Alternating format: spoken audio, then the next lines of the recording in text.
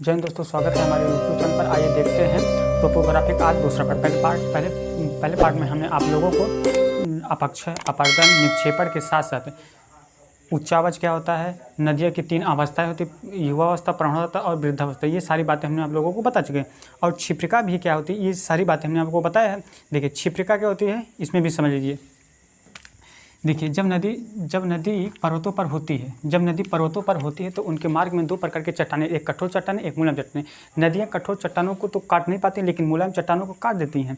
और कठोर चट्टानों को काट नहीं पाती, जिसके कारण उनके मार्ग में एक ऊबड़ खाबड़ आकृति बन जाती है, जिन्हें क्षिप्रिका कहते हैं। जैसे ये इनके मार्ग में जो ऊबड़ खाबड़ आकृति है, देखिए ये ऊबड़ खाबड़ आकृति, इन्हीं को हम क्या कहते हैं, क्षिप्रिका कहा जाता है। क्षिप्रिका कहा जाता है। इसके बाद जो होता है, आज देखिए वी आकार की घाटी क्या होती है। वी आकार की घाटी, देखिए पर्वतों के नीचे की जो खाली जगह होती है उसे हम घाटी कहते हैं। पर्वतों के नीचे की जो जगह होती है उसी को हम घाटी कहते हैं। अब वी आकार की घाटी क्या होती है,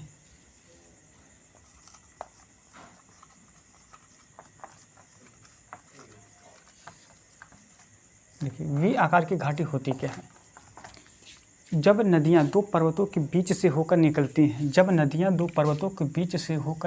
हैं, तो वे वी आकार की घाटी का निर्माण करती हैं। जब नदियाँ 2 पर्वतों के बीच से होकर निकलती हैं, तो वह वी आकार की घाटी का निर्माण करती है। जैसे यहाँ से नदियाँ निकलती है, वी आकार की घाटी का निर्माण कर दी। देखिए ये वी आकार की घाटी हो गई।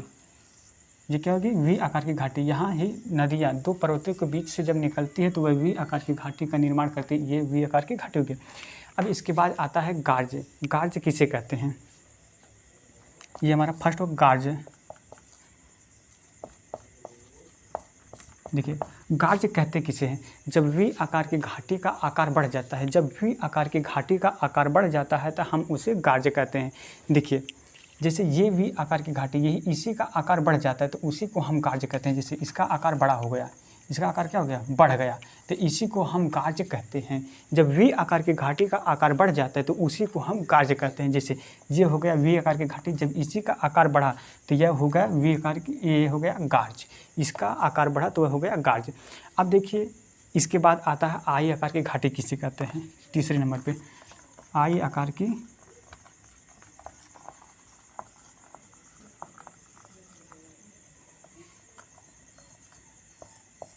देखिए आई आकार की घाटी किसे कहते हैं, जब वी आकार की जब गार्ज है, ये गार्ज है, जब इसी गार्ज का आकार बड़ा हो जाता है और इसका ढाल बिल्कुल सीधा, ये जो ढाल है ये बिल्कुल सीधा हो जाता है।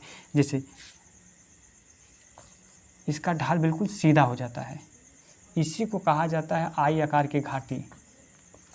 जब गार्ज का आकार बड़ा हो जाता है तथा उसका ढाल बिल्कुल सीधा हो जाता है, तो उसी को कहा जाता है आई आकार की घाटी।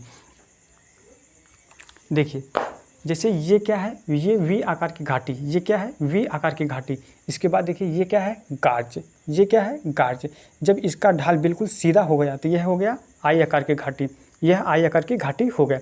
देखिए विश्व की एक नदी है जो आई आकार की घाटी का निर्माण करती है। यह यूएसए की नदी है, कोलोराडो नदी। यूएसए की कोलोराडो नदी जो है आई आकार की घाटी का निर्माण करती है। इसके बाद देखिए ये आई आकार की घाटी समझ में आया कि नहीं आया। इसके बाद जो है जलप्रपात क्या होता है, आगे हम बता देना आप लोग उसका स्क्रीनशॉट ले लीजिए। देखिए जलप्रपात होता क्या है,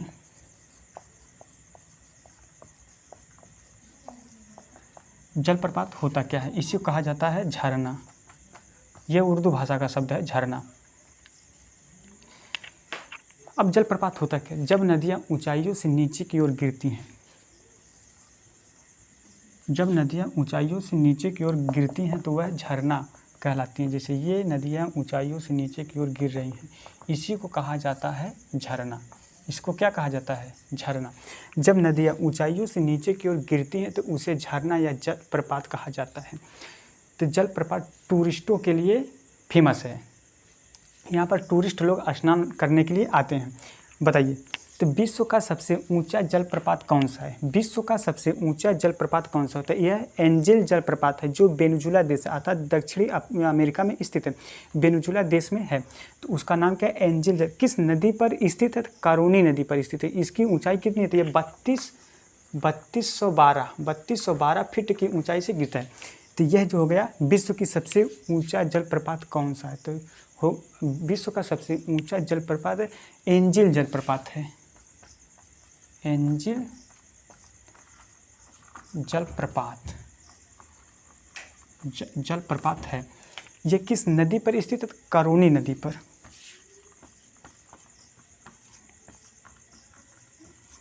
किस देश में स्थित है? ये वेनेजुला देश में।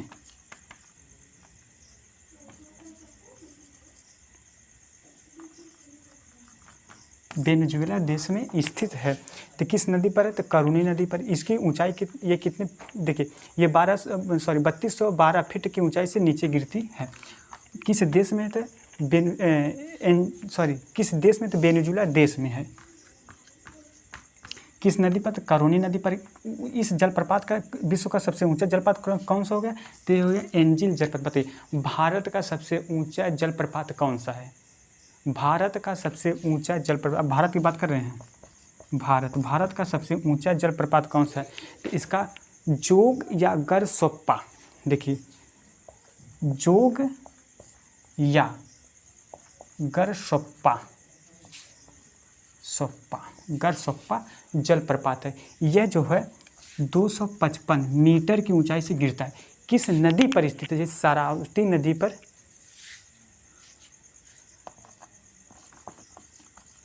शरावती नदी पर। यह शरावती नदी पर स्थित है। बताइए किस राज्य में है? भारत के किस राज्य? यह भारत के कर्नाटक राज्य में है। भारत के कर्नाटक राज्य में भारत के कर्नाटक राज्य में स्थित है। तो कौन सा जलप्रपात है? तो वह जोग या गरसोप्पा जलप्रपात है। उसकी वह कितने मीटर पर? तो यह जो 255 मीटर की ऊंचाई से गिरता है। किस नदी पर स्थित है? तो यह जो होता है शरावती नदी पर स्थित है। देखिए इसके बाद जो है जब नदियाँ ऊपर से नीचे की ओर गिरती है, अर्थात पर्वतों से जब ये नीचे की ओर गिरती हैं, बताइए किसी न किसी गड्ढे का निर्माण होगा कि नहीं होगा? किसी न किसी गड्ढे का निर्माण होगा। जब नदियाँ ऊंचाइयों से नीचे की ओर गिरती हैं, अब पर्वतों से जब नदियाँ मैदानी भागों में नीचे की ओर गिरती है तो एक गड्ढे का निर्माण होता है। क्या होता है? एक गड्ढे का निर्माण होता है। इस गड्ढे को क्या कहा जाएगा? जब नदियाँ ऊंचाइयों से नीचे की ओर गिरती है एक गड्ढे का निर्माण हो जाता है। एक गड्ढे का निर्माण, इस गड्ढे को हम अवनमन कुंड कहते हैं। ये नदियाँ आगे बढ़ी, इस गड्ढे को क्या कहा जाता है? अवनमन कुंड कहा जाता है। इस गड्ढे को अवनमन कुंड के नाम से जाना जाता है। जहाँ पर जलप्रपात होता है वहाँ पर एक गड्ढे का, जहाँ पर नदियाँ ऊंचाइयों से या पर्वतों या पठारों से नीचे की गिरती हैं वहाँ पर एक गड्ढे का निर्माण होता है। इस गड्ढे को हम अवनमन कुंड कहा जाता है। जब नदियाँ अब नदियाँ आगे की ओर बढ़ती हैं, अब नदियाँ जब आगे की ओर बढ़ती हैं तो ये मैदानी भागों में आ जाती हैं। अब मैदानी भागों में आती हैं। अब नदियाँ जब मैदानी भागों में आती तो यह एस आकार की घाटी का निर्माण करती है। देखिए आप लोग इसका स्क्रीनशॉट लीजिए, आगे हम बता रहे हैं यस आकार की घाटी क्या होता है। देखिए यस आकार की घाटी किसे कहते हैं? यस आकार की घाटी यस आकार की घाटी बनती कहाँ पर? यस आकार की घाटी जो मैदानी भागों में बनती है।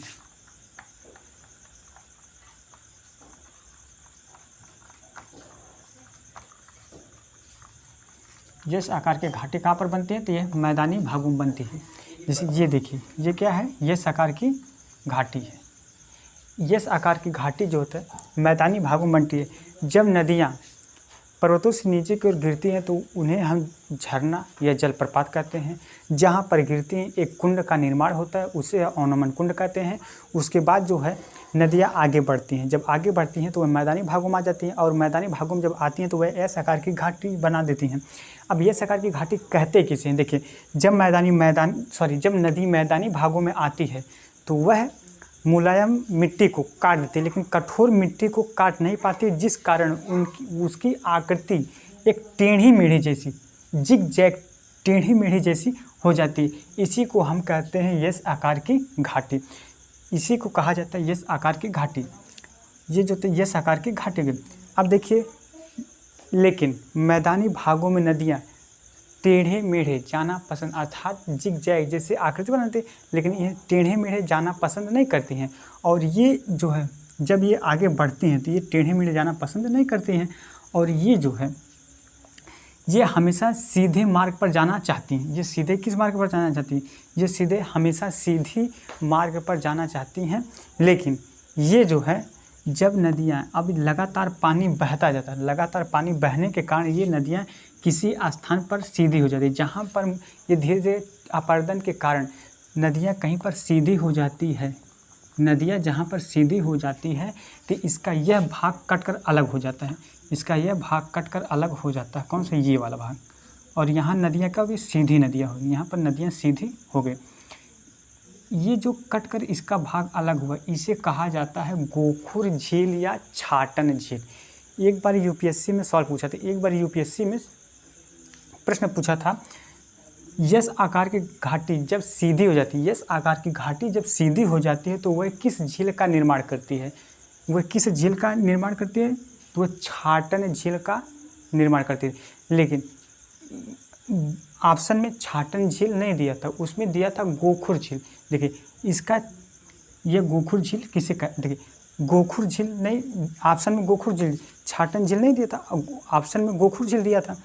देखिए अब ये गोखुर झील की इसी को कहा जाता है गोखुर, क्योंकि इसका जो है इसका आकार जानवरों के पैरों के समान, पैरों यानी कि इनके तल का जो पैर के तल का जो हिस्सा होता है वो गोखुर के समान होता है। इसी को कहा जाता है गोखुर झील या इसी को कहा जाता है छाटन झील। अंडरस्टैंड? देखिए इसके बाद होता है ये हो गया। और जब नदियाँ सीधी हो जाती है तो इसे मीनांडर कहा जाता है। इससे जो एक झील का निर्माण होता है उसे हम गोखुर झील या छाटन झील कहते हैं। इसके बाद जो है तटबंध क्या होता है या नदी द्वीप क्या होता है? तो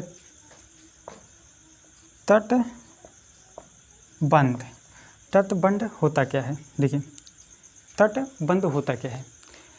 नदियाँ जब बहती हैं यानी कि जब प्रवाहित होती हैं तो ये अपने मार्ग में ये अपने साथ कचरा सिल्ट को लाती हैं, जिससे ये अपने मार्ग ये अपने रास्ते ये नदियाँ अपने दोनों किनारों पर क्या करती है? इसे लाकर जमा कर देती हैं। जैसे ये नदियाँ प्रवाहित हुई, ये सिल्ट या कचरा को नदियाँ अपने दोनों किनारे पर लाकर क्या करती हैं? जमा कर देती हैं। इसी को कहा जाता है तटबंध। इसी को कहा जाता है तटबंध। इसके बाद होता है नदी द्वीप। क्या होता है? नदी द्वीप।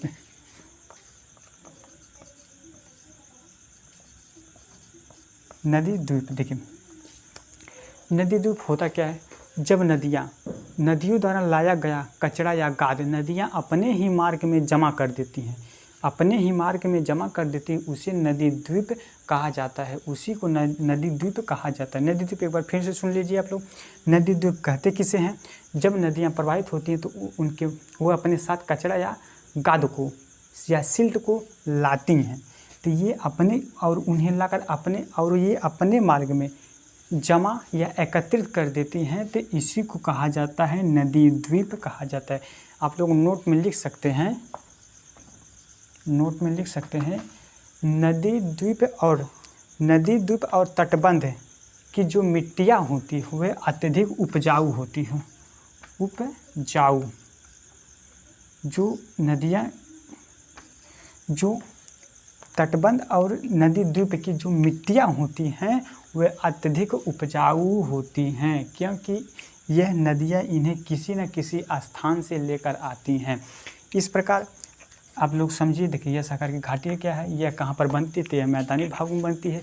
जब यह आकार की नदियाँ जब सीधी कहीं पर हो जाती हैं तो उन्हें हम मीनांडर कहते हैं। इनसे जो एक झील अलग हो जाए, जो इसका भाग अलग होता है तो उसी को हम छाटन झील कहते हैं। एक बार यूपीएससी में सवाल पूछा था कि यह आकार की घाटी जब सीधी हो जाती तो उसे क्या कहा जाता है? तो ऑप्शन में छाटन झील ना देकर गोखुर झील दिया था, तो इसी को हम गोखुर झील भी कहते हैं, क्योंकि इसका आकार जानवरों के पैरों के समान था, उसके तल के समान था, इसी को गोखुर झील, उसके खुर मतलब समझते जो पैरों के नीचे का भाग होता है उसी को खुर कहिए, गोखुर झील हो गया। इसके बाद जो तटबंध क्या होता है, नदी द्वारा लाया गया गाद जब नदी अपने दोनों किनारों पर एकत्रित या जमा कर देती है उसी को हम कहते हैं तटबंध कहा जाता है। उसके बाद नदी द्वीप क्या होता है, तो नदी द्वारा लाया गया गाद जब नदी अपने ही मार्ग में एकत्रित कर देती है या कचरा को या सिल्ट को जमा कर देती है उसी को कहा जाता है नदी द्वीप। देखिए नोट में आप लिख सकते हैं कि तटबंध और नदी द्वीप द्वारा लाया गई मिट्टी ये अत्यधिक उपजाऊ होती है। आप लोग इसका स्क्रीनशॉट ले लीजिए। आगे हम और अब नदियाँ मुहाने पर पहुंचती हैं।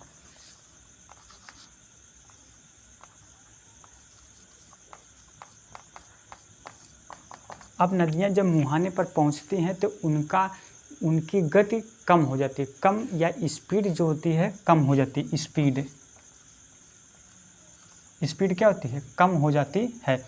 जब इसकी स्पीड कम हो जाती है तो ये भितरिका का निर्माण कर दे। अब भितरिका होती क्या है, जब नदियाँ मुहाने पर पहुंचती हैं तो ये कई भागों में बट जाती है। ढालमंद होने के कारण ये कई भागों में बट जाती हैं, जिसके कारण उन्हें हम भितरिका कहते हैं।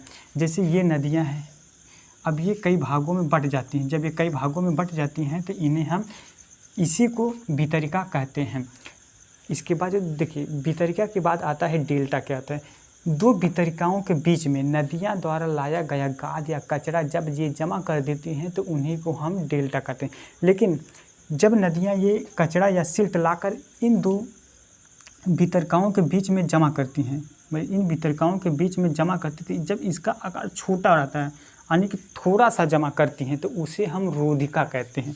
जैसे ये थोड़ा सा हुआ जमा हुआ है तो इन्हें हम क्या कहते हैं, रोधिका।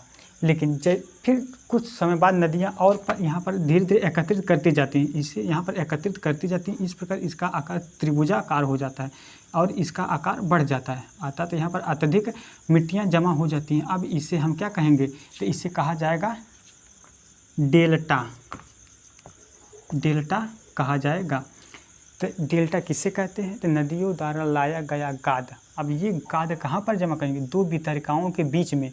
अब भितरिका होती क्या है, जब नदियाँ मुहाने पे पहुँचने से थोड़ा सा पहले कई भागों में या दो भागों में बट जाता है उन्हें हम भितरिका कहते हैं। क्योंकि भितरिका क्यों बनता है, तो ये इसलिए बनता है कि क्योंकि इसका ढालमंद हो जाता है, तो जिस कारण इसके पास अधिक एनर्जी या शक्ति नहीं रह जाती है, जिस प्रकार ये डेल्टा का निर्माण करती है। अब देखिए ये हो गया डेल्टा का निर्माण हो गया। लेकिन विश्व की एक ऐसी नदी है जो पक्षीपाद डेल्टा का निर्माण करती है। देखिए जब नदियाँ प्रवाहित होती हैं, जब नदियों के मुहाने पर ये कई भागों में बट जाती हैं। जब ये कई भागों में बट जाती हैं तो इसका आकार पक्षी के पैरों के समान हो जाता है। तो इसी को कहा जाता है पक्षीपाद डेल्टा। अब देखिए बात है, यहाँ पर डेल्टा बनेगा कि नहीं बनेगा, बनेगा। यहाँ पर भी बनेगा, यहाँ पर भी बने, यहाँ पर भी। ये डेल्टा का निर्माण हो जाता है यहाँ पर। और यहाँ पर 5 भितरिकाओं का निर्माण हुआ, साथ ही साथ यहाँ पर एक बहुत बड़ी डेल्टा का निर्माण होगा। इसी को कहा जाता है पक्षीपाद डेल्टा। विश्व की एक नदी है जो पक्षीपाद डेल्टा का निर्माण करती है, तो वह यूएसए की मिसिसिपी नदी। यूएसए की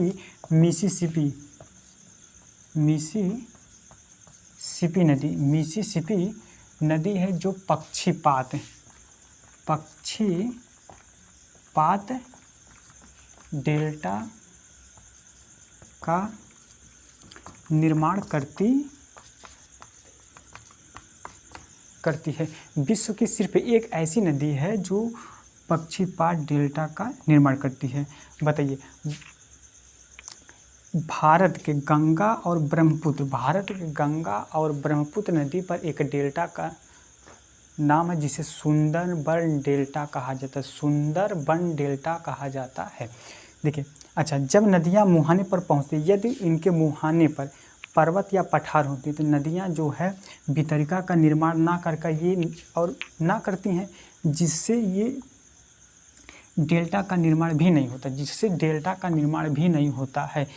इस कारण नदियाँ यहाँ पर ज्वार नदमुख या एस्चुअरी, उसी को कहा जाता है एस्चुअरी या ज्वार नदमुख का निर्माण कर देती हैं। तो ज्वार नदमुख, ज्वार नदमुख इसे कहा जाता है एस्चुअरी। ज्वार नदमुख होता क्या है, देखिए, जब नदियाँ आगे की ओर बढ़ती यानी कि मुहाने की ओर प्रवाहित होती हैं या मुहाने तक जाती हैं, तो इनके मार्ग में या पर्वत या पठार होता है, तो ये डेल्टा कई भागों में बट नहीं पाती, यानी कि डेल्टा का निर्माण नहीं कर पाती हैं। और ये जो है सिर्फ एस्चुअरी का, अच्छा, इनके द्वारा लाया गया गाद, ये नदियाँ जो है डेल्टा का निर्माण तो कर नहीं पाती, इनके द्वारा लाया गया गाद या कचरा नदियाँ सीधे सागर एवं महासागर में जाकर जमा कर देते हैं या एकत्रित कर देते हैं, इसी को कहा जाता है एस्चुअरी। जैसे ये क्या है, सागर हो गया, ये हो गया सागर, ये सागर। अब नदी, ये है नदी, ये नदी द्वारा जो कचरा या सिल्ट था उसे नदियाँ अपने यहाँ पर इस सागर में क्या करे, लाकर जमा कर, जिससे एस्चुअरी का निर्माण होगा। इस जिस कारण सागर का तट बड़ा हो जाता है और बंदरगाह का निर्माण हो जाता है। देखिए, गोवा का मरमरा गोवा बंदरगाह ये एस्चुअरी पर ही निर्मित है, ठीक। इस प्रकार देखिए, ज्वार नदमुख हो गया, एस्चुअरी। भारत की दो ऐसी नदियां हैं जो पश्चिम दिशा में एस्चुअरी का निर्माण करती हैं, तो यह जो है नर्मदा और ताप्ती नदी। नर्मदा और ताप्ती ऐसी दो नदियां हैं जो पश्चिम दिशा में अर्थात अरब महासागर में एस्चुअरी का निर्माण करती हैं।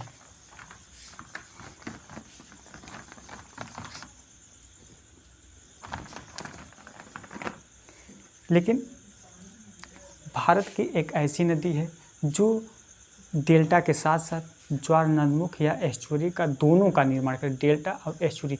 ये है गोदावरी नदी जो डेल्टा एवं ज्वार नदमुख दोनों का निर्माण करती है। देखिए, रफली बना दे रहे हैं, भारत का नक्शा रफली बना दे रहे हैं हम।